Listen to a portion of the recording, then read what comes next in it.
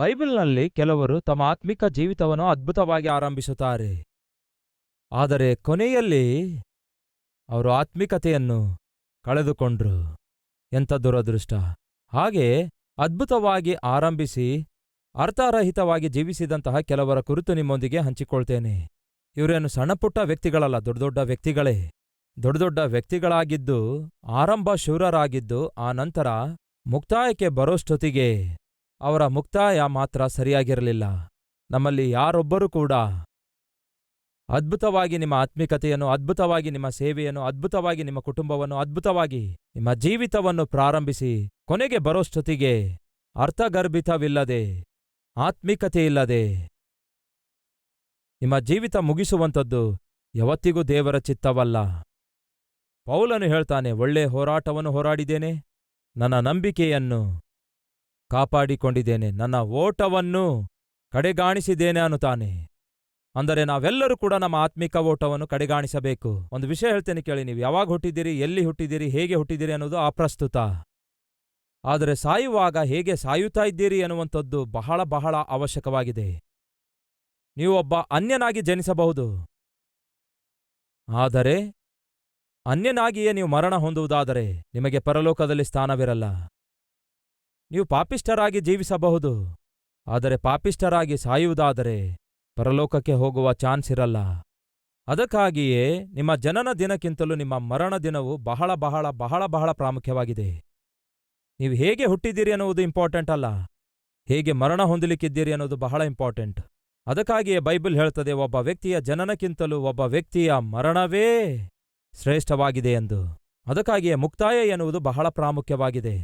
ವ್ಯಾಪಾರ ಹೇಗೆ ಸ್ಟಾರ್ಟ್ ಮಾಡಿದ್ದೀರಿ ಅನ್ನೋದು ಮುಖ್ಯವಲ್ಲ, ಹೇಗೆ ಮುಗಿಸುತ್ತೀರಿ ಅನ್ನೋದು ಮುಖ್ಯ. ಲಾಭದಲ್ಲಿ ಮುಗಿಸುತ್ತೀರೋ ಇಲ್ಲವೇ ನಷ್ಟದಲ್ಲಿ ಮುಗಿಸುವಂಥವರಾಗಿದ್ದೀರೋ? ದಿವಾಳಿಯಾಗಿ ಮುಗಿಸಲಿಕ್ಕಿದ್ದೀರೋ? ಹಾಗೆ ದಿವಾಳಿಯಾಗಿ ಮುಗಿಸುವ ವ್ಯಾಪಾರ ದೊಡ್ಡ ವ್ಯಾಪಾರವಲ್ಲ.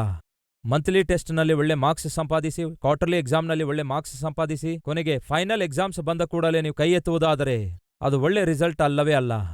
ಮದುವೆ ಆಗುವಾಗ ಒಳ್ಳೆ ಹುಡುಗಿ, ಒಳ್ಳೆ ಹುಡುಗ ಅಂದ್ಕೊಂಡಿದ್ದೀರಿ, ಆದರೆ ಕೆಲವು ದಿನಗಳಾದ ನಂತರ ಅವರ ಸಂಸಾರ ಒಡೆದು ಹೋಗುವುದಾದರೆ ಅದೊಂದು ಶ್ರೇಷ್ಠ ವಿವಾಹವೇ ಅಲ್ಲ.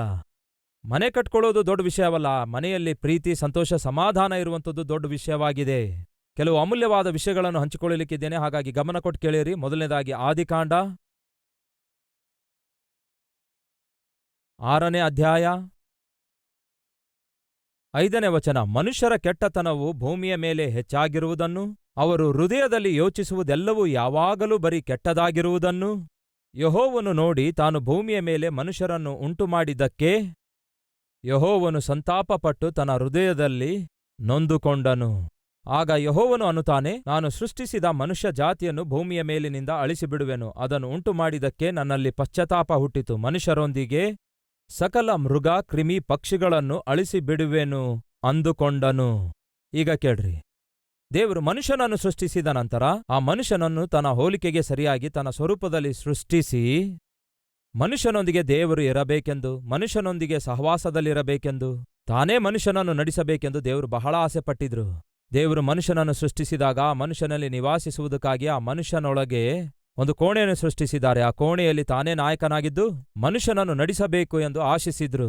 ದೇವರು ಮನುಷ್ಯನನ್ನು ಸೃಷ್ಟಿಸಿದಾಗ ಆ ಮನುಷ್ಯನ ಶರೀರದೊಳಗೆ ಒಂದು ಕೋಣೆಯನ್ನು ನಿರ್ಮಿಸಿಕೊಂಡು ಆ ಕೋಣೆಯೊಳಗೆ ತಾನೇ ಇರಬೇಕೆಂದು ಆಶಿಸುತ್ತಾರೆ. ಆ ಕೋಣೆಯ ಹೆಸರೇ ಹೃದಯವಾಗಿದೆ. ಮನುಷ್ಯನ ಹೃದಯದೊಳಗೆ ದೇವರು ನಿವಾಸಿಸದೇ ಇದ್ದರೆ ಆ ಮನುಷ್ಯನ ಜೀವಿತ ಅಸ್ತವ್ಯಸ್ತವಾಗಿರುತ್ತೆ. ಹೀಗೆ ಊಹಿಸಿಕೊಳ್ಳಿ, ಬಸ್ ಡ್ರೈವರ್ ಬಸ್ ಓಡಿಸ್ತಿದ್ದಾನೆ. ಹಾಗೆ ಓಡಿಸ್ತಾ ಇರುವಾಗ ಆ ಬಸ್ ಡ್ರೈವರ್ ಬಹಳ ಸ್ಪೀಡಾಗಿ ಓಡಿಸ್ತಾನೆ. ಆ ಸಮಯದಲ್ಲಿ ಬಸ್ ಡ್ರೈವರ್ ಬಸ್ನಿಂದ ಜಿಗಿದಿದ್ದಾನೆ ಅಂದ್ಕೊಳ್ಳಿ. ಆಗ ಪ್ರಯಾಣಿಕರ ಸಂಗತಿ ಏನು? ಒಂದು ಸಾರಿ ಆಲೋಚಿಸಿ.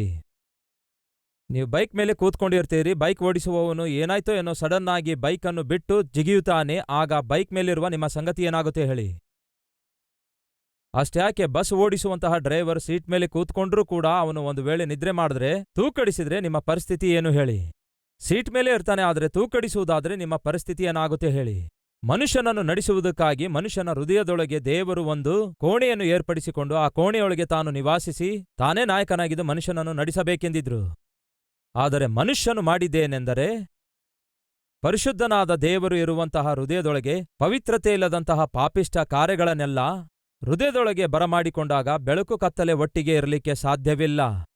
ಪರಿಶುದ್ಧನಾದ ದೇವರು ಪಾಪಿಷ್ಠ ಕ್ರಿಯೆಗಳನ್ನು, ಪರಿಶುದ್ಧನಾದ ದೇವರು ಇರುವಂತಹ ಹೃದಯದೊಳಗೆ ಮನುಷ್ಯ ಪಾಪಿಷ್ಠ ಕ್ರಿಯೆಗಳನ್ನು ತಂದುಕೊಂಡಾಗ ಪರಿಶುದ್ಧನಾದ ದೇವರು ಆ ಪಾಪಿಷ್ಠ ಹೃದಯದಲ್ಲಿ ಇರಲಿಕ್ಕಾಗದೇ ಇರುವುದರಿಂದ ಆ ಹೃದಯವನ್ನು ಬಿಟ್ಟು ಹೊರಟು ಹೋದ್ರು. ಯಾವಾಗ ದೇವರು ಮನುಷ್ಯನ ಹೃದಯ ಬಿಟ್ಟು ಹೊರಟು ಹೋಗುತ್ತಾರೋ ಅಲ್ಲೊಂದು ಖಾಲಿ ಸ್ಥಳ ಉಂಟಾಯಿತು. ಯಾವಾಗ ಮನುಷ್ಯನ ಹೃದಯದೊಳಗೆ ಆ ಖಾಲಿ ಸ್ಥಳ, ಒಂದು ಬರಿದುತನ ಉಂಟಾಯಿತೋ, ಆ ಖಾಲಿ ಸ್ಥಳ ಹಾಗೆ ಉಳ್ಕೊಂಡಿತು. ಬಹಳ ಐಶ್ವರ್ಯವಂತವರಾಗಿರುವವರಿಗೆ ಗಮನಿಸಿ ನೋಡಿ, ಅವರಿಗೆಲ್ಲ ಇರುತ್ತೆ. ಆಸ್ತಿ ಪಾಸ್ತಿ ಇರುತ್ತೆ, ಅಂತಸ್ತು ಇರುತ್ತೆ, ಮಕ್ಕಳು ಇರ್ತಾರೆ, ಅಧಿಕಾರ ಇರುತ್ತೆ, ಎಲ್ಲವೂ ಇರುತ್ತೆ. ಮಗ ಅಮೆರಿಕಾದಲ್ಲಿರ್ತಾನೆ, ಮಗಳು ಆಸ್ಟ್ರೇಲಿಯಾದಲ್ಲಿರ್ತಾಳೆ, ಇನ್ನೊಬ್ಬ ಮಗ ಇಂಗ್ಲೆಂಡ್ ದೇಶದಲ್ಲಿ, ಹೀಗೆ ಮಕ್ಕಳೆಲ್ಲ ಇತರ ದೇಶದಲ್ಲಿ ಸೆಟ್ಲ್ ಆಗ್ತಾರೆ.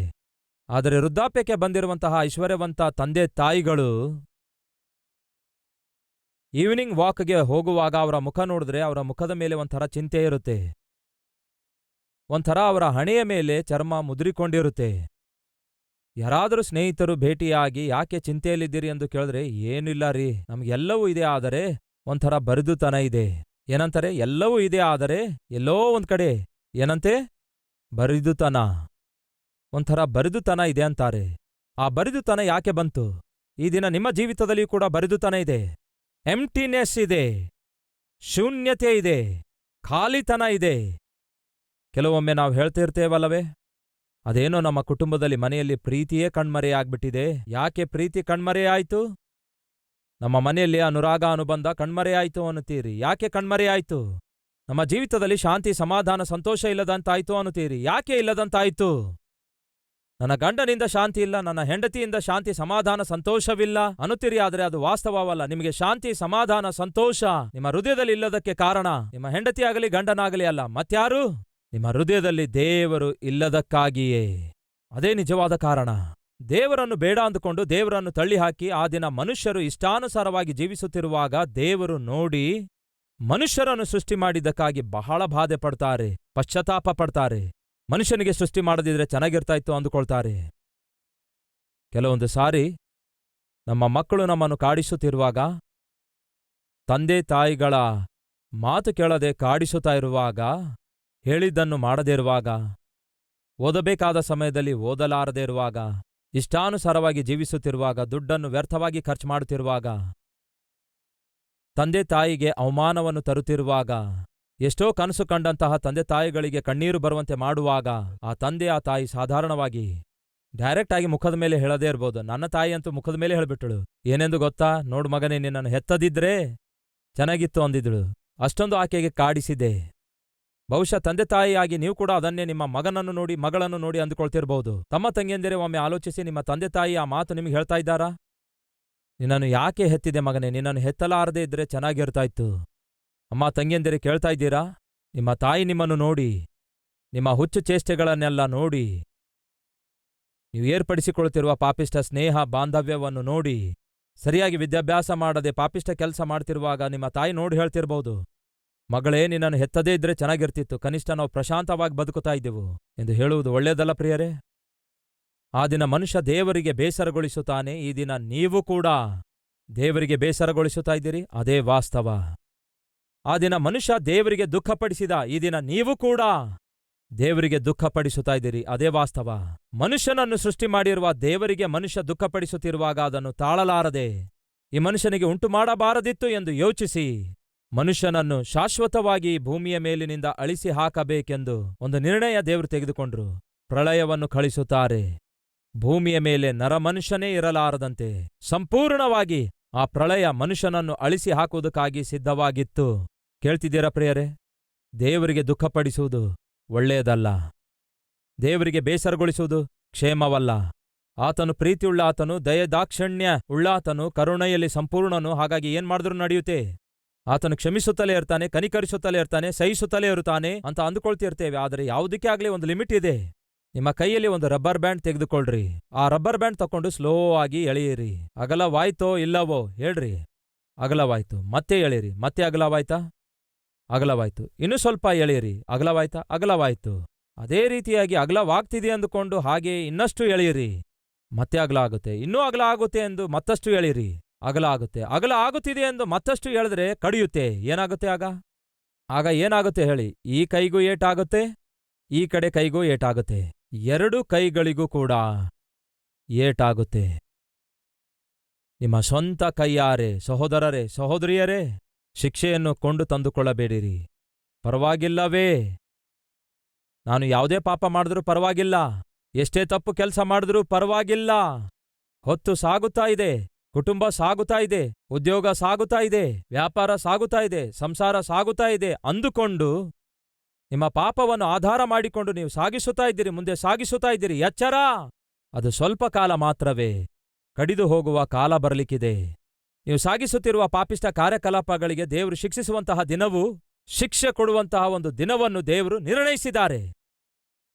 ಆ ದಿನ ಬಂದಾಗ ಯಾರೊಬ್ಬರೂ ತಪ್ಪಿಸಿಕೊಳ್ಳಲಾರರು. ಹೇಳಿದೇನಲ್ಲವೇ, ಅಗಲ ಆಗ್ತಿದೆ ಎಂದು ನೀವು ಎಳೆಯುತ್ತೀರಿ, ಅಗಲ ಆಗ್ತಿದೆ ಎಂದು ಎಳೆಯುತ್ತೀರಿ, ಅಗಲ ಆಯ್ತು, ಎಳೆಯುತ್ತೀರಿ ಎಳೆಯುತ್ತೀರಿ ಎಳೆಯುತ್ತೀರಿ. ಒಂದು ಕ್ಷಣ ಬಂತು, ಯಾವುದು ಆ ಕ್ಷಣ ಎನ್ನುವುದಾದರೆ ಕಡಿದು ಹೋಗುವಂತಹ ಕ್ಷಣ. ನಿಮ್ಮ ಆಟಗಳಿಗೆ ಫುಲ್ ಸ್ಟಾಪ್ ಹಾಕುವ ಕ್ಷಣ ಅದಾಗಿದೆ. ರಬ್ಬರ್ ಬ್ಯಾಂಡೇ ಒಂದು ಕ್ಷಣದಲ್ಲಿ ನಿಮ್ಮ 2 ಕೈಗಳಿಗೆ ಗಾಯಗೊಳಿಸುತ್ತದೆ ಅಲ್ಲವೇ? ಹಾಗೆಯೇ ನೀವು ಮಾಡ್ತಿರುವ ಪಾಪಿಷ್ಟ ಕಾರ್ಯಗಳನ್ನು ನೋಡ್ತಿರುವ ದೇವರು ನೋಡಿ ನೋಡಿ ನೋಡಿ ನೋಡಿ ಒಂದು ದಿನ ಏನ್ಮಾಡ್ತಾರೆ ಗೊತ್ತಾ? ಶಿಕ್ಷಿಸುತ್ತಾರೆ. ಆಗ ನೀವು ಅನುಭವಿಸುವ ಶಿಕ್ಷೆ ಬಹು ಘೋರವಾಗಿರುತ್ತೆ. ಯಾಕೆ ಈ ಮಾತನ್ನು ಹೇಳ್ತಿದ್ದೇನೆ ಗೊತ್ತಾ? ಮನುಷ್ಯನಿಗೆ ಸೃಷ್ಟಿ ಮಾಡಿದ್ದಕ್ಕೆ ದೇವರು ಬಹಳವಾಗಿ ದುಃಖಪಟ್ಟು ಏನ್ಮಾಡಿದ್ರು ಗೊತ್ತಾ? ಹೋಗ್ಲಿ ಬಿಡು ಎಂಬುದಾಗಿ ಬಿಟ್ಟು ಬಿಟ್ಟರೋ? ಇಲ್ಲ, ಶಿಕ್ಷಿಸಿದ್ರು. ಯಾವುದೋ ಶಿಕ್ಷೆ? ಮರಣ ಶಿಕ್ಷೆ. ತಾನು ಸೃಷ್ಟಿಸಿರುವ ಸೃಷ್ಟಿಯನ್ನೇ ಸಂಪೂರ್ಣವಾಗಿ ನಾಶ ಮಾಡಿಬಿಟ್ರು. ಮಹಾಪ್ರಳಯವನ್ನು ಕಳಿಸಿಕೊಟ್ರು. ಭೂಮಿಯ ಮೇಲಿರುವಂತಹ ಪ್ರತಿಯೊಂದು ಮರ, ಪ್ರತಿ ಮನುಷ್ಯ ಏನಾದರಂತೆ, ನಾನು ಸೃಷ್ಟಿಸಿದ ಮನುಷ್ಯ ಜಾತಿಯನ್ನು, ಮನುಷ್ಯರೊಂದಿಗೆ ಸಕಲ ಮೃಗ, ಕ್ರಿಮಿ, ಪಕ್ಷಿಗಳನ್ನು ಭೂಮಿಯ ಮೇಲಿರದಂತೆ ಅಳಿಸಿಬಿಡುವೆನು ಎಂದು ಹೇಳಿದಂತೆಯೇ ದೇವರು ಮಾಡಿದ್ರು. ತಾನು ಎಷ್ಟೋ ಮಮತೆಯಿಂದ ಸೃಷ್ಟಿಸಿಕೊಂಡಿರುವಂತಹ ಸೃಷ್ಟಿಯನ್ನೆಲ್ಲ ದೇವರು ಆ ದಿನ ಪೂರ್ತಿಯಾಗಿ ನಾಶ ಮಾಡಿಬಿಟ್ರು. ಯಾಕೆ ಗೊತ್ತಾ? ಬೇಸರಗೊಳಿಸಿದ ಪ್ರಿಯರೇ ಮನುಷ್ಯ. ಸಹೋದರ ಸಹೋದರಿ, ದಯವಿಟ್ಟು ಕೇಳ್ರಿ. ಬಹಳ ಬೇಸರಗೊಳಿಸ್ತಾ ಇದ್ದೀರಿ ದೇವರಿಗೆ, ಬಹಳ ಕೋಪ ಹುಟ್ಟಿಸುತ್ತಾ ಇದ್ದೀರಿ ದೇವರಿಗೆ. ನಿಮ್ಮನ್ನು ದೇವರು ನೋಡಿದ ಪ್ರತಿ ಸಾರಿ ದೇವರು ನಿಮ್ಮನ್ನು ನೋಡಬಾರದ ಸ್ಥಳದಲ್ಲಿಯೇ ನೋಡ್ತಿದ್ದಾರೆ. ನಿಮ್ಮನ್ನು ನೋಡಿದ ಪ್ರತಿ ಸಾರಿ ನೀವು ಇರಬಾರದ ಸ್ಥಳದಲ್ಲಿಯೇ ಕಾಣಿಸಿಕೊಳ್ತಾ ಇದ್ದೀರಿ. ಮಾಡಬಾರದನ್ನೇ ನೀವು ಮಾಡ್ತಾ ಇದ್ದೀರಿ, ನೋಡಬಾರದನ್ನೇ ನೀವು ನೋಡ್ತಾ ಇದ್ದೀರಿ, ಹೋಗಬಾರದಂತಹ ಸ್ಥಳಕ್ಕೆ ನೀವು ಹೋಗ್ತಾ ಇದ್ದೀರಿ, ಇಟ್ಟುಕೊಳ್ಳಬಾರದಂತಹ ಪ್ರತಿ ಪಾಪಿಷ್ಟ ಚಟವನ್ನು ನಿಮ್ಮೊಳಗಡೆ ಇಟ್ಕೊಳ್ತಿದ್ದೀರಿ. ಆತನು ನಿಮ್ಮನ್ನು ನೋಡಿದ ಪ್ರತಿ ಸಾರಿ ಕೋಪವನ್ನು ಹುಟ್ಟಿಸ್ತಾ ಇದ್ದೀರಿ, ಬಾಧೆಯನ್ನು ಹುಟ್ಟಿಸ್ತಾ ಇದ್ದೀರಿ. ಅದು ಯಾವತ್ತಿಗೂ ಒಳ್ಳೆಯದಲ್ಲ. ನಿಮ್ಮ ಮಗ ಮನೆಯಲ್ಲಿದ್ದಾನೆ ಅಂದ್ಕೊಳ್ಳಿ, ನಿಮ್ಮ ಮಗಳು ಮನೆಯಲ್ಲಿದ್ದಾಳೆ ಅಂದ್ಕೊಳ್ಳಿ, ಎಕ್ಸಾಮ್ ಬರ್ತೀವಿ ಅಂದ್ಕೊಳ್ಳಿ. ನಿಮ್ಮ ಮಗ ನಿಮ್ಮ ಮಗಳು ಚೆನ್ನಾಗಿ ಓದುತ್ತಾ ಇರುವಾಗ ತಾಯಿ ನೋಡಿ ಎಷ್ಟೋ ಸಂತೋಷ ಪಡ್ತಾಳೆ. ಪರೀಕ್ಷೆ ಇದ್ರೂ ಕೂಡ ಸೆಲ್ಫೋನ್ ತಕೊಂಡು ಒಂದು ವೇಳೆ ಮಗ ಚಾಟಿಂಗ್ ಮಾಡ್ತಾ ಇರುವುದಾದ್ರೆ ತಾಯಿ ನೋಡಿ ಎಷ್ಟೋ ಕೋಪಗೊಳ್ಳುತ್ತಾಳೆ. ಪರೀಕ್ಷೆ ಮುಂದೆ ಇರುವಾಗ ಸೆಲ್ಫೋನ್ ತಕೊಂಡು ಮಗಳೇನಾದರೂ ಸಿನಿಮಾ ನೋಡ್ತಾ ಇರುವುದಾದರೆ ಆ ತಾಯಿಗೆ ಎಷ್ಟೋ ಕೋಪ ಉಂಟಾಗುತ್ತೆ. ನಾಳೆ ನಾಡಿದ್ದು ಎಕ್ಸಾಮ್ ಬರೆಯುವವರಾಗಿದ್ರೂ ಕೂಡ ಸೆಲ್ಫೋನ್ ತಕೊಂಡು ಕೆಲ್ಸಕ್ಕೆ ಬಾರದಂತಹ ಹರಟೆ ಬಾಯ್ಫ್ರೆಂಡ್ ಜೊತೆ ಗರ್ಲ್ಫ್ರೆಂಡ್ ಜೊತೆ ಹೊಡೆಯುತ್ತಾ ಇರುವಾಗ ಅವರ ತಂದೆಗೆ ತಾಯಿಗೆ ಎಷ್ಟು ಕೋಪ ಹುಟ್ಟಿಸ್ತಾರೆ ಆ ಮಗನು ಮಗಳು. ಒಮ್ಮೆ ಆಲೋಚಿಸಿರಿ. ನಿಮ್ಮ ತಂದೆ ನಿಮ್ಮನ್ನು ನೋಡಿದ ಪ್ರತಿ ಸಾರಿ, ನಿಮ್ಮ ತಾಯಿ ನಿಮ್ಮನ್ನು ನೋಡಿದ ಪ್ರತಿ ಸಾರಿ ನಿಮ್ಮ ಜೀವಿತವನ್ನು ನಿರ್ಲಕ್ಷ್ಯ ಮಾಡಿ, ನಿಮ್ಮ ವಿದ್ಯಾಭ್ಯಾಸ ನಿರ್ಲಕ್ಷ್ಯ ಮಾಡುತ್ತಾ, ನಿಮ್ಮ ಭವಿಷ್ಯ ನಿರ್ಲಕ್ಷ್ಯ ಮಾಡುತ್ತಾ, ನಿಮ್ಮ ಆರೋಗ್ಯ ನಿರ್ಲಕ್ಷ್ಯ ಮಾಡುತ್ತಾ, ನಿಮ್ಮ ಆತ್ಮಿಕತೆ ನಿರ್ಲಕ್ಷ್ಯ ಮಾಡುತ್ತಾ ನೀವು ಇಷ್ಟಾನುಸಾರವಾಗಿ ಜೀವಿಸುವುದಾದರೆ ನೋಡಿದ ಪ್ರತಿ ಸಾರಿ ನಿಮ್ಮ ತಂದೆಗೆ ನಿಮ್ಮ ತಾಯಿಗೆ ನೀವು ಕೋಪ ಹುಟ್ಟಿಸ್ತಾ ಇದ್ದೀರಿ, ವೇದನೆ ಹುಟ್ಟಿಸುತ್ತಾ ಇದ್ದೀರಿ. ಛೀ, ಹೋಗಿ ಹೋಗಿ ಇಂಥವಳನ್ನು ನಾವು ಯಾಕೆ ಹೆತ್ತಿದೆವು? ಅಷ್ಟರ ಮಟ್ಟಿಗೆ ವಿರಕ್ತಿ ಹುಟ್ಟಿಸುತ್ತೀರಿ. ಸಹೋದರ ಸಹೋದರಿಯರೇ, ಕೇಳ್ತಿದ್ದೀರಾ? ಅದೇ ರೀತಿಯಾಗಿ ದೇವರು ನಿಮ್ಮನ್ನು ನೋಡುವ ಪ್ರತಿ ಸಾರಿ ದೇವರಿಗೆ ಬರುವ ಆಲೋಚನೆ ಏನೆಂದರೆ, ಛೀಚಿ, ಅನವಶ್ಯಕವಾಗಿ ಇವನಿಗೆ ಜನ್ಮ ಕೊಟ್ಟೇನಲ್ಲವೇ, ಅನವಶ್ಯಕವಾಗಿ ಇವನಿಗೆ ಮನುಷ್ಯನಾಗಿ ಹುಟ್ಟುವಂತೆ ಮಾಡಿದೆನಲ್ಲವೇ, ಇವನು ಹುಟ್ಟಲಾರದೇ ಇದ್ರೆ ಚೆನ್ನಾಗಿರ್ತಿತ್ತು, ಈಕೆಯನ್ನು ಹುಟ್ಟಿಸಲಾರದೇ ಇದ್ರೆ ಚೆನ್ನಾಗಿರ್ತಾ ಇತ್ತು ಎಂದು ದೇವರು ನಮ್ಮನ್ನು ನೋಡಿ ಒಂದು ವೇಳೆ ತನ್ನ ಮನಸ್ಸಲ್ಲೇ ಅಂದುಕೊಳ್ಳುವುದಾದರೆ, ಸಹೋದರ ಸಹೋದರಿಯರೇ ಕೇಳಿರಿ, ಶಿಕ್ಷೆ ಬಂದು ಬೀಳುತ್ತೆ. ಆ ದಿನ ದೇವರು ಮನುಷ್ಯನನ್ನು ಉಂಟು ಮಾಡಿದ್ದಕ್ಕಾಗಿ ಬಹಳ ದುಃಖ ಪಡ್ತಾರೆ. ಒಂದು ನಿರ್ಣಯವನ್ನು ತೆಗೆದುಕೊಳ್ತಾರೆ, ಎಲ್ಲವನ್ನು ನಾಶ ಮಾಡಿಬಿಡ್ತೇನೆ ಎಂಬ ನಿರ್ಣಯ ತೆಗೆದುಕೊಳ್ತಾರೆ. ಏನ್ ಮಾಡಿದ್ರು? ನಾಶನ ಮಾಡಿದ್ರೋ ಇಲ್ಲವೋ? ನಾಶನ ಮಾಡಿದ್ರು. ದೇವರು ಶಿಕ್ಷಿಸುವ ದಿನ ಬಂದಾಗ ಯಾರೊಬ್ಬರೂ ತಡೀಲಿಕ್ಕಾಗೋದಿಲ್ಲ. ಸಹೋದರ ಸಹೋದರಿಯರೇ, ಕೇಳ್ತಿದ್ದೀರಾ? ನೀವು ಮಾಡ್ತಿರುವ ಪ್ರತಿ ತಪ್ಪನ್ನು ದೇವರು ನೋಡಿ ಒಂದು ದಿನ ಕೋಪಗೊಂಡು ಆತನು ಶಿಕ್ಷಿಸಬೇಕೆಂಬ ನಿರ್ಣಯ ತೆಗೆದುಕೊಂಡ ದಿನ ಬಂದಾಗ ನಿಮ್ಮ ಆಸ್ತಿ ನಿಮ್ಮನ್ನು ಕಾಪಾಡಲ್ಲ. ಆ ದೇವರ ಶಿಕ್ಷೆಯಿಂದ ನಿಮ್ಮನ್ನು ತಪ್ಪಿಸೋದಿಲ್ಲ. ನಿಮ್ಮ ಅಂದವು, ನಿಮ್ಮ ಅಧಿಕಾರವು ಯಾವುದು ಕೂಡ ದೇವರ ಶಿಕ್ಷೆಯಿಂದ ನಿಮ್ಮನ್ನು ತಪ್ಪಿಸುವುದಿಲ್ಲ. ನಿಮ್ಮ ಖಂಡ ಬಲವೋ, ನಿಮ್ಮ ಗುಂಡಿಗೆ ಬಲವೋ, ನಿಮ್ಮ ಸ್ಥಾನದ ಬಲವೋ, ಇಲ್ಲವೇ ನಿಮ್ಮ ಬಂಧುಗಳ ಬಲವೋ ಯಾವುದು ಕೂಡ ದೇವರ ಶಿಕ್ಷೆಯಿಂದ ನಿಮ್ಮನ್ನು ತಪ್ಪಿಸುವ ಚಾನ್ಸ್ ಇಲ್ಲ. ಯಾರು ನಿಮ್ಮನ್ನು ತಪ್ಪಿಸಲಾಗೋದಿಲ್ಲ. ಆ ದಿನ ಬರುವುದಕ್ಕಿಂತ ಮುಂಚೆಯೇ ನಮ್ಮ ಜೀವಿತವನ್ನು ಈ ದಿನ ತಿದ್ದುಕೊಳ್ಳುವುದಾದರೆ ಒಳ್ಳೆಯದು. ಅದನ್ನೇ ದೇವರು ಕೋರಿಕೊಳ್ತಿದ್ದಾರೆ. ನಿಮ್ಮನ್ನು ಶಿಕ್ಷಿಸುವುದರಲ್ಲಿ ದೇವರು ಸಂತೋಷಿಸುವವನಲ್ಲ. ಆದರೆ ನಿಮ್ಮ ತಪ್ಪನ್ನು ತಿಳಿದುಕೊಂಡು ನಿಮ್ಮ ಜೀವಿತ ಮಾರ್ಪಡಿಸಿಕೊಳ್ಳುವುದಾದರೆ ದೇವರು ಸಂತೋಷಿಸುತ್ತಾರೆ. ಆ ವಚನ ತೋರಿಸ್ತೇನೆ, ಅಂಡರ್ಲೈನ್ ಮಾಡ್ಕೊಳ್ಳಿ. ಯೆಹೆಜ್ಕೇಲನ ಪುಸ್ತಕ 18:23. ದುಷ್ಟನು ಮರಣ ಹೊಂದುವುದರಲ್ಲಿ ನನಗೆ ಶೇಷವಾದರೂ ಸಂತೋಷವುಂಟೋ? ದೇವರು ಕೇಳ್ತಿದ್ದಾರೆ, ದುಷ್ಟನು ಸತ್ತರೆ ನನಗೇನು ಸಂತೋಷ? ಸಹೋದರ ಕೇಳ್ತಿದ್ದೀರಾ? ನೀವು ಸತ್ರೆ ದೇವರಿಗೇನಾದರೂ ಸಂತೋಷವೋ?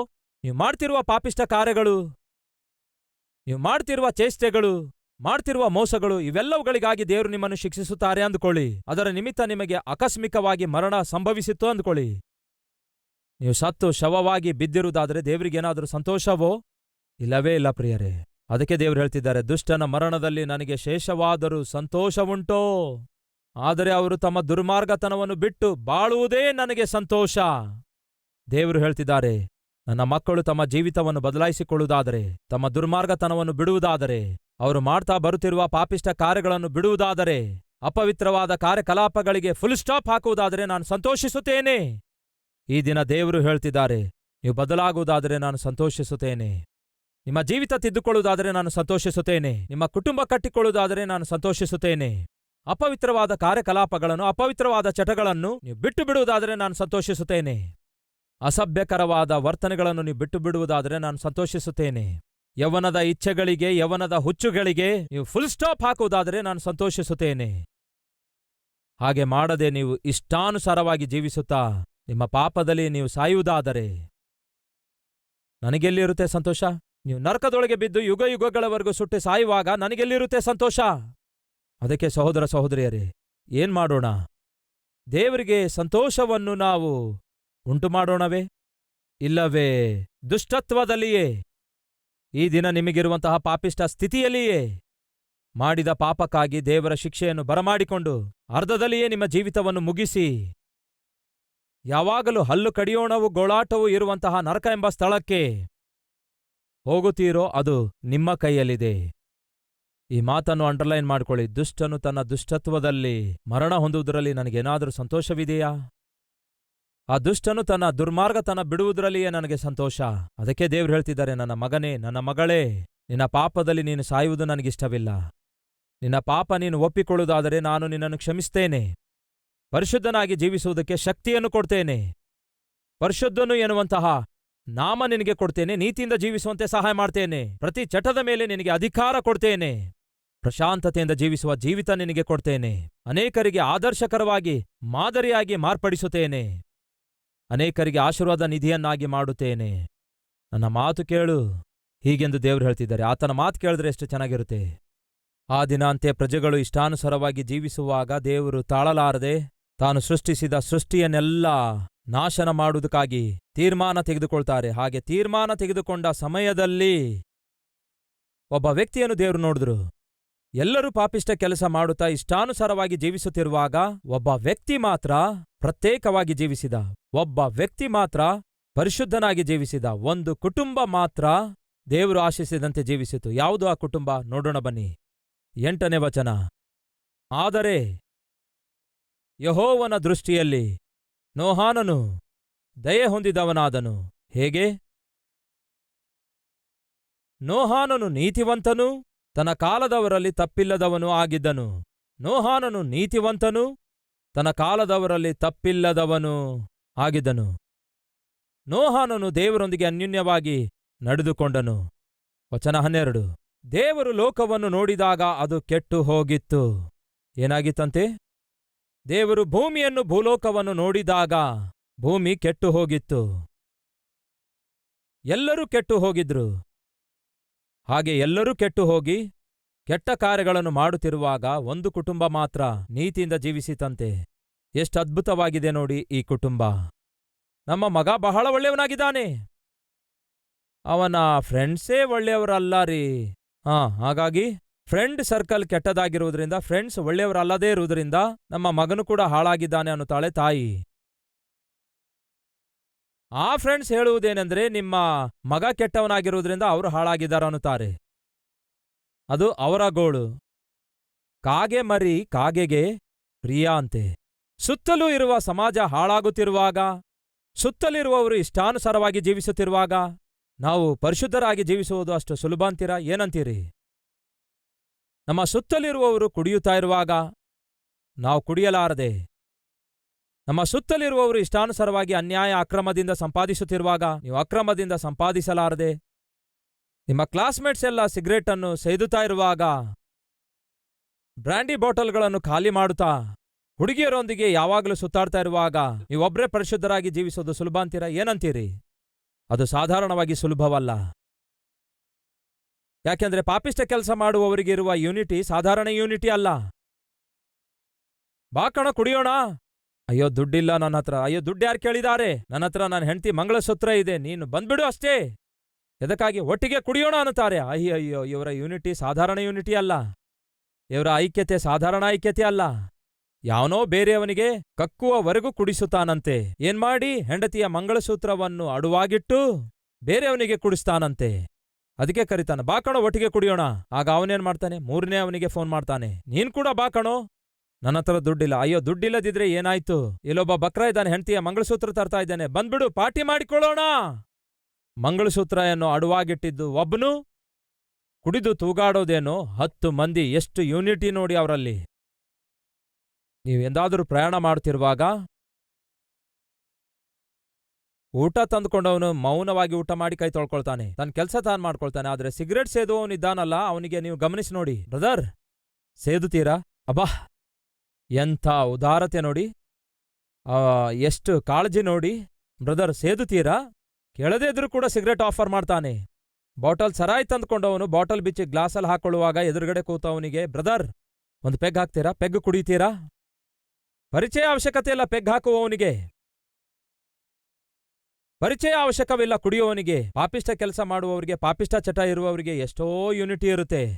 ನಾನು ಹೇಳಲಿಚ್ಛಿಸುವುದೇನೆಂದರೆ, ಕೆಟ್ಟ ಕೆಟ್ಟ ಚಟಗಳುಳ್ಳಂಥವರು, ಪಾಪಿಷ್ಟ ಕೆಲಸ ಮಾಡುವಂಥವರು, ಪಾತಾಳಕ್ಕೆ ಹೋಗುವಂಥವರು ಅವರೊಬ್ಬರೇ ಹೋಗೋದಿಲ್ಲ ಪ್ರಿಯರೇ, ತಮ್ಮೊಂದಿಗೆ ಬಹಳ ಮಂದಿಯನ್ನು ಕರೆದೊಯ್ತಾರೆ. ಪಾತಾಳವು ಮನುಷ್ಯನಿಗಾಗಿ ಸೃಷ್ಟಿಸಲ್ಪಟ್ಟಿಲ್ಲ. ಈ ವಾಕ್ಯ ಕೇಳುವ ನಿಮ್ಮಲ್ಲಿ ಯಾರಿಗೋಸ್ಕರವೂ ಕೂಡ ಪಾತಾಳವು ಸೃಷ್ಟಿಸಲ್ಪಟ್ಟಿಲ್ಲ. ಪಾತಾಳವು ಸೃಷ್ಟಿಸಲ್ಪಟ್ಟಿದ್ದು ದುಷ್ಟನಾಗಿರುವಂತಹ ಸೈತಾನನಿಗೋಸ್ಕರ.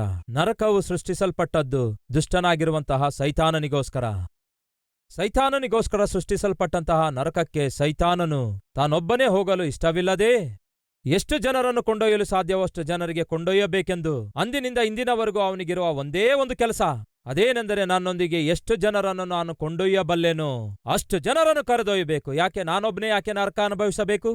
ನಾನೊಬ್ಬನೇ ಯಾಕೆ ಅಗ್ನಿ ಆರದಂತಹ, ಹುಳುಗಳು ಸಾಯಲಾರದಂತಹ ಭಯಂಕರವಾದ ಅಂಧಕಾರದಲ್ಲಿ ಬಿದ್ದು ನರಳಾಡಬೇಕು? ಎಷ್ಟು ಜನರನ್ನು ಕೊಂಡೊಯ್ಯಲು ಸಾಧ್ಯವೋ ಅಷ್ಟು ಜನರನ್ನು ಕೊಂಡೊಯ್ತೇನೆ. ನರಕ ನಿಮಗೋಸ್ಕರ ಸೃಷ್ಟಿಸಲ್ಪಟ್ಟಿಲ್ಲ. ನರಕ ದುಷ್ಟನಾಗಿರುವ ಸೈತಾನನಿಗೋಸ್ಕರ ಸೃಷ್ಟಿಸಲ್ಪಟ್ಟಿದೆ. ನೀವ್ಯಾಕೆ ಹೋಗ್ತೀರಿ? ನೀವು ಹೋಗುವ ಅವಶ್ಯಕತೆ ಏನಿದೆ? ಅದು ನೀವು ಹೋಗುವ ಸ್ಥಳವಲ್ಲ. ನೀವು ಹೋಗುವ ಸ್ಥಳ ಬೇರೆ ಸ್ಥಳವಾಗಿದೆ. ಅದರ ಹೆಸರು ಪರಲೋಕ ಆಗಿದೆ. ದೇವರ ಮಕ್ಕಳು ಇರುವಂತಹ ಸ್ಥಳ ಅದಾಗಿದೆ. ಹಸಿವೆ ಇಲ್ಲದ ಸ್ಥಳ ಆಗಿದೆ. ರೋಗವಿಲ್ಲದ ಸ್ಥಳ ಆಗಿದೆ. ಆರ್ಥಿಕ ಸಮಸ್ಯೆ ಇಲ್ಲದ ಸ್ಥಳ ಆಗಿದೆ. ಅಪವಿತ್ರತೆ ಇಲ್ಲದ ಸ್ಥಳವಾಗಿದೆ. ಅದ್ಭುತವಾದ ಪರಲೋಕ ಆಗಿದೆ. ಅಲ್ಲಿಗೆ ನೀವು ಹೋಗಬೇಕು. ಆದರೆ ಈ ದಿನ ನೀವು ಯಾವ ಕಡೆಗೆ ಹೋಗ್ತಿದ್ದೀರಿ ಗೊತ್ತಾ? ಯಾವ ಕಡೆಗೆ ಹೆಜ್ಜೆ ಹಾಕ್ತಾ ಇದ್ದೀರಿ ಗೊತ್ತಾ? ಯಾವ ಕಡೆಗೆ ಪ್ರಯಾಣ ಮಾಡ್ತಿದ್ದೀರಿ ಗೊತ್ತಾ? ಖಂಡಿತವಾಗಿ ಪಾತಾಳಕ್ಕೆ ಹೋಗುವಂತಹ ಆ ಅಗಲವಾದ ಮಾರ್ಗದಲ್ಲಿಯೇ ನೀವು ಪ್ರಯಾಣ ಮಾಡ್ತಾ ಇದ್ದೀರಿ. ಅದಕ್ಕಾಗಿಯೇ ದೇವರು ನಿಮ್ಮ ಸಂಗಡ ಮಾತಾಡ್ತಿದ್ದಾರೆ. ನಿಮ್ಮ ಮಾರ್ಗ ಸರಿಯಾದದಲ್ಲವೆಂದು, ನೀವು ಸೇರ್ಲಿಕ್ಕಿರುವಂತಹ ಗಮ್ಯ ಬಹು ಭಯಂಕರವಾದ ಪಾತಾಳವಾಗಿದೆ ಎಂದು, ಅದು ಪ್ರಮಾದಕರವಾದ ಸ್ಥಳವೆಂದು, ಅಲ್ಲಿ ಅಗ್ನಿ ಆರುವುದಿಲ್ಲ, ಹುಳಗಳು ಸಾಯುವುದಿಲ್ಲವೆಂದು, ಅಲ್ಲಿಗೆ ನೀವು ಹೋಗುವ ಅವಶ್ಯಕತೆವಿಲ್ಲವೆಂದು, ನಿಮಗೋಸ್ಕರ ಪರಲೋಕದಲ್ಲಿ ದೇವರು ಎದುರು ನೋಡ್ತಿದ್ದಾರೆಂದು, ಪರಲೋಕದಲ್ಲಿ ನಿಮಗೋಸ್ಕರ ಸ್ಥಳವನ್ನು ಸಿದ್ಧಪಡಿಸುತ್ತಿದ್ದಾರೆಂದು ಹೇಳುವುದಕ್ಕಾಗಿಯೇ ದೇವರು ಈ ದಿನ ಈ ಸಂದೇಶದ ಮೂಲಕ ಮಾತಾಡ್ತಿದ್ದಾರೆ. ಕೇಳ್ತಿದ್ದೇನೆ ಸಹೋದರ ಸಹೋದರಿಯರೇ, ನೀವು ಎಲ್ಲಿಗೆ ಹೋಗುವವರಾಗಿದ್ದೀರಿ? ಸತ್ತು ನರಕಕ್ಕೆ ಹೋಗ್ತೀರೋ, ಇಲ್ಲವೇ ಸತ್ತು ಪರಲೋಕಕ್ಕೆ ಹೋಗ್ತೀರೋ? ನಿಮ್ಮನ್ನು ನರಕಕ್ಕೆ ಕೊಂಡೊಯ್ಯಲು ಬಯಸುವಂತಹ ಸೈತಾನನ ಮಾತು ಕೇಳ್ತೀರೋ, ಇಲ್ಲವೇ ನಿಮ್ಮನ್ನು ಪರಲೋಕಕ್ಕೆ ಸೇರಿಸಿಕೊಳ್ಳಲು ಬಯಸುವಂತಹ ಪ್ರೀತಿಯುಳ್ಳ ದೇವರ ಮಾತು ಕೇಳುತ್ತೀರೋ? ಅದು ನಿಮ್ಮ ನಿರ್ಣಯ ಮೇಲೆ ಆಧಾರವಾಗಿದೆ.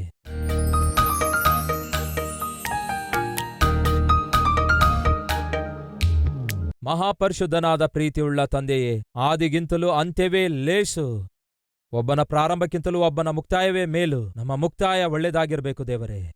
ಈ ದಿನ ನಮಗಿರುವಂತಹ ಆತ್ಮೀಕತೆಗಿಂತಲೂ ಮುಂಬರುವ ದಿನಗಳಲ್ಲಿ ಮತ್ತಷ್ಟು ಅದ್ಭುತವಾದ ಆತ್ಮಿಕತೆ ನಾವು ಹೊಂದಿಕೊಂಡಿರಬೇಕು. ದಿನೇ ದಿನೇ ನಿಮ್ಮ ನಿಕಟತೆಗೆ ಸೇರಬೇಕು. ದಿನೇ ದಿನೇ ನಿಮ್ಮ ಸಾರೂಪ್ಯಕ್ಕೆ ಮಾರ್ಪಡಬೇಕು. ದಿನೇ ದಿನೇ ನಿಮ್ಮ ಸ್ವಭಾವವನ್ನು ನಾವು ಅಳವಡಿಸಿಕೊಳ್ಳಬೇಕು. ನಿಮ್ಮಲ್ಲಿ ನಾವಿರಬೇಕು, ನಮ್ಮಲ್ಲಿ ನೀವಿರಬೇಕು. ಹಾಗೆ ಜೀವಿಸಬೇಕು. ನಮ್ಮನ್ನು ನೋಡುವಂತಹ ನಮ್ಮ ಬಂಧುಗಳಾಗಿರ್ಬೋದು, ಸ್ನೇಹಿತರಾಗಿರ್ಬೋದು, ಜೊತೆ ವಿಶ್ವಾಸಿಗಳಾಗಿರ್ಬೋದು, ಸಹೋದ್ಯೋಗಿಗಳಾಗಿರ್ಬೋದು, ಜೊತೆಗೆ ಓದುವವರಾಗಿರ್ಬೋದು, ಅವರು ನಮ್ಮಲ್ಲಿ ನಿಮ್ಮನ್ನು ಕಾಣಬೇಕು. ಅಂತಹ ಆತ್ಮಿಕತೆಯನ್ನು ದಯಪಾಲಿಸಿರಿ. ನಮ್ಮಲ್ಲಿ ಕೆಲವರು ಆರಂಭದಲ್ಲಿ ಆತ್ಮಿಕರಾಗಿ ಜೀವಿಸಿ ಈ ದಿನ ಪತನಾವಸ್ಥೆಯಲ್ಲಿದ್ದಾರೆ. ಪಾಪಿಷ್ಟ ಜೀವಿತ ಜೀವಿಸಿ ಈ ದಿನ ಬಿದ್ದು ಹೋಗಿದ್ದಾರೆ. ದೇವರೇ, ಅವರು ತಮ್ಮ ತಪ್ಪು ಒಪ್ಪಿಕೊಳ್ತಿದ್ದಾರೆ, ಕ್ಷಮಿಸೆಂದು ಬೇಡಿಕೊಂಡು ಮರುಸಮರ್ಪಣೆ ಮಾಡಿಕೊಳ್ತಿದ್ದಾರೆ ತಮ್ಮ ಜೀವಿತ. ಅವರನ್ನು ಅಂಗೀಕರಿಸಿರಿ. ಮತ್ತೊಮ್ಮೆ ನಿಮ್ಮ ಕೃಪೆಯನ್ನು ಅನುಗ್ರಹಿಸಿ, ಮತ್ತೆ ನಿಮ್ಮ ಆತ್ಮಶಕ್ತಿಯಿಂದ ತುಂಬಿಸಿ, ಮತ್ತೆ ನಿಮ್ಮ ಭಾರ ಬಾಧ್ಯತೆಯಿಂದ ತುಂಬಿಸಿ, ಅದ್ಭುತರಾದ ಆತ್ಮಿಕರಾಗಿ, ಅದ್ಭುತರಾದ ಸೇವಕರಾಗಿ ನಿಮ್ಮನ್ನು ಸೇವಿಸುವ ಕೃಪೆ ದಯಪಾಲಿಸಿರೆಂದು ಈ ದಿನ ಈ ಸಂದೇಶ ಕೇಳಿರುವಂತಹ ಪ್ರತಿಯೊಬ್ಬರನ್ನು ದೇವರೇ ನೀವು ಸಂಧಿಸಿದ್ದಕ್ಕಾಗಿ ನಿಮಗೆ ಸ್ತುತಿ ಸ್ತೋತ್ರಗಳನ್ನು ಸಲ್ಲಿಸುತ್ತಾ ಯೇಸುವಿನ ನಾಮದಲ್ಲಿ ಬೇಡಿ ಹೊಂದಿದ್ದೇವೆ ತಂದೆಯೇ, ಆಮೇನ್.